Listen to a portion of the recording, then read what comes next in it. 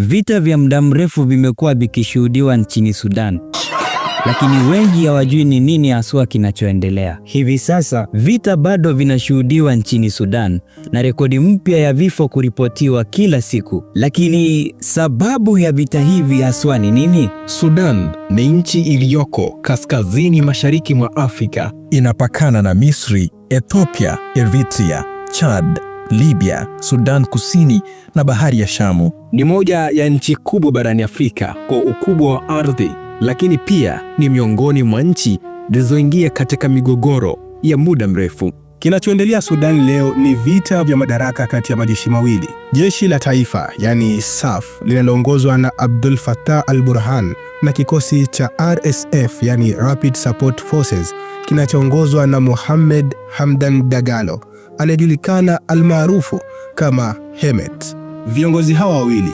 wote walikuwa upande mmoja, hasa baada ya mapinduzi ya mwaka 2019 na mwaka 2021. Lakini kulitokea mzozo baina yao ya nani kudhibiti jeshi na nani kulidhibiti taifa. Chanzo kikuu cha vita ni kushindwa kwa mpito wa kiraia. Baada ya kuondolewa kwa Rais Omar al-Bashir, Sudan ilitarajiwa kuelekea katika mkondo wa demokrasia. Badala yake, jeshi na RSF zilishindwa kukubaliana juu ya kuunganisha vikosi, kugawana madaraka na hatma ya serikali ya kiraia. Aprili mwaka wa 2023, mapigano yakalipuka na yameendelea hadi leo. Kwa sasa Sudan haina rais aliyechaguliwa kidemokrasia. Al-Burhan anatambulika kimataifa kama kiongozi wa kijeshi wa taifa, lakini hana udhibiti mkubwa wa nchi, hasa katika miji mikubwa kama Darfur na Khartoum. Nguvu za mataifa ya nje nazo zinahusika katika mgogoro huu wa Sudan.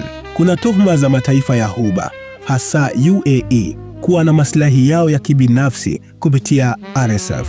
Misri inaunga mkono jeshi la taifa, huku Urusi ikitajwa kupitia makundi binafsi ya kijeshi yanayounga mkono jeshi la RSF. Mashirika ya kimataifa na mataifa ya magharibi yamejaribu kusukuma mazungumzo ya amani bila mafanikio yoyote ya kudumu. Kenya pia imetajwa kwenye mjadala huu.